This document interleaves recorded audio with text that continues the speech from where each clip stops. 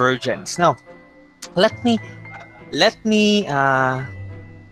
share you a knowledge about Jackson Pollock itself. Now, Jackson Pollock, you might be saying, sir, why is it nga mahal man kayo ng painting ni Jackson Pollock? Actually, it costs millions.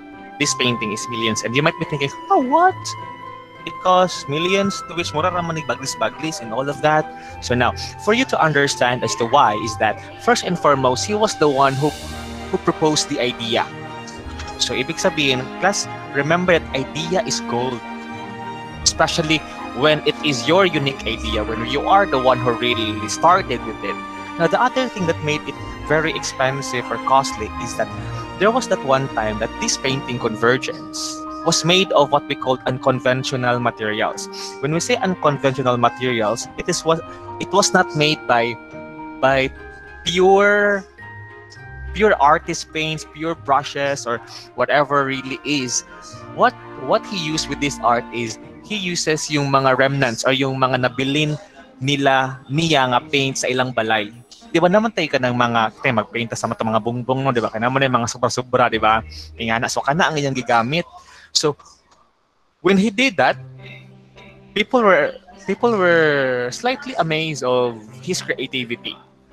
But it was tested when a year or two passed, and then some of the paints in his painting Convergence started to peel off or nangatanggal. So now the challenge was that this is the most interesting part of it. The challenge was he able to duplicate a Convergence painting in a way as to how it looked the same. Ibig sabihin, murag nakaduplicate niya kung gusto niya pagbuhat ng first nga origin. Sir, uy. Oh, yes, Jaire. Oh, di ba? Yeah, di ba? So that's something that made the Convergence itself amazing. And now, the other question was that, sir, when you do an abstract expressionism art, you really have to carry with it a meaning or a wonderful meaning. Now, the other interesting part of it is that Jackson Pollock was interviewed during his time. He was asked behind the meaning of his painting Convergence, and when the reporter said that, Mr. Jackson, what was the meaning behind your painting?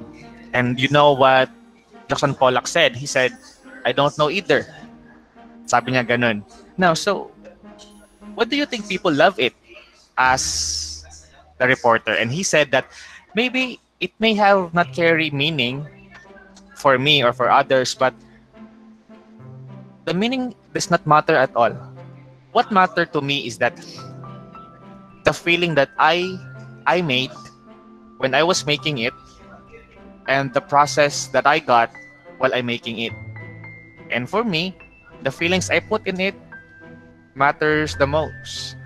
So, actually, that's also the point of abstract expressionism. You don't really have to put meaning as to whatever images you are seeing, because sometimes paintings don't really have to be understood. Sometimes paintings or art just have to be felt, diba? Like pain. Like pain demands to be felt, diba? Are you familiar with that line? Pain demands to be felt. Yes, the Fault in Our Stars. Oh yeah, from The Fault in Our Stars, diba? So that's it. Sometimes people are really very eager to really understand whatever they are seeing. Sometimes you just have to pause and just look at it and just feel what you think you are feeling upon looking at it, diba? So, ana, because sometimes the meaning of painting really differs as to the one who was seeing it. That's why we have a saying that beauty is in the eye, tama ba? Is in the eye of the beholder for people who sees it. Parang ganon. Okay. Okay ba, class? Nasabtan ba? Yes, sir. Yes, sir. Yes, sir. Okay. Yes, sir. Yes, sir. Yes, sir. Yes, sir. Okay, thank you for that. Thank you. Let's go to Andy Warhol. So, Andy Warhol is another artist, notable artist, but he is not, wait lang kasakay, may nagasamok-samok. Okay. I will play again the PowerPoint. Yeah. We have here Andy Warhol. Now, Mr. Andy is another type of what we call contemporary artist, and he is very known for popular art or pop art. Why pop art? Why popular art? Why does it became saba entertaining to others? Now, his art, the pop art, started, or he was the one who proposed the idea of pop art. So that's another thing, right? So he proposed the idea. So that's another expensive way to see it. So the other thing is that he uses famous characters, famous person in his art to create something. Why? For advertisements, for commercials, for for uh, for brochures. So I know you are very familiar with the person in it, right? It is kaya siya? Marilyn Monroe. Okay, thank you. And I know that you are very familiar who Marilyn Monroe is. He is a famous actress, bold star, commercial actress during her time. She got a lot of soap operas with her during his days. There was even theory that she belongs to yung mga Illuminati figures, and I do not know if it was proven or. But the point there is that she is popular. That's it. So that's also the point of pop art. You are trying to use the popularity of a character. It could be a person, it could be an animated, it could be whatever it is, and try to create an art out of it. And you can be called as a pop artist or popular art or pop art. Yeah. Now, those are the people who try to broke the the old way into a contemporary way. And we also have people here in the Philippines who broke also the old way and created something new of art. So in the Philippines, we have Victorio Edades. Victorio Edades was the first one who broke the rules of art. Now, this is him. He is a national artist. During our discussion on the next lesson, on almost on the last part, I will be able to explain as to what does it take to be a national artist. What are the 100 yung edad, sir? It's 90.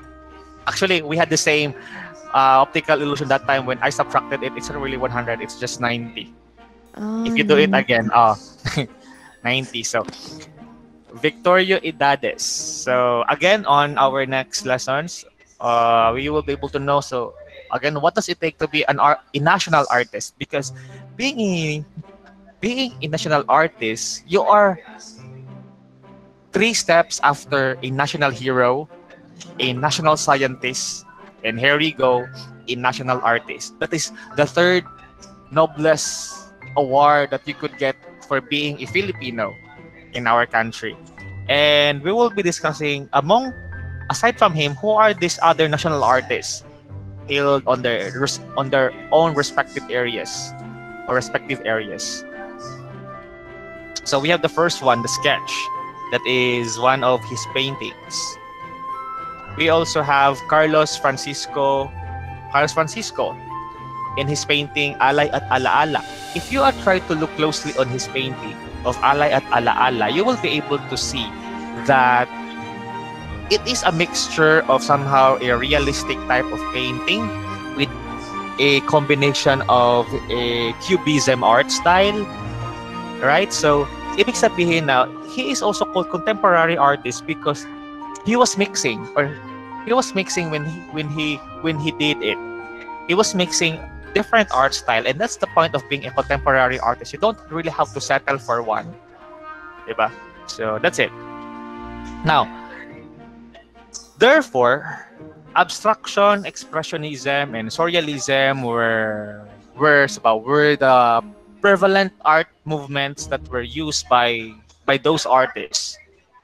And later on, I will be explaining as to what are the differences of those ism or yung mga naingon ako sa inyo nga mga art movement. Nga abstractionism, expressionism, surrealism, so on and so forth. Okay. Now, what do you think is the significance of a contemporary art in our society? Before we proceed to the next topic, can I ask 2 volunteers? So since we already had Jaire, and Paris, may I also ask others to explain their opinion?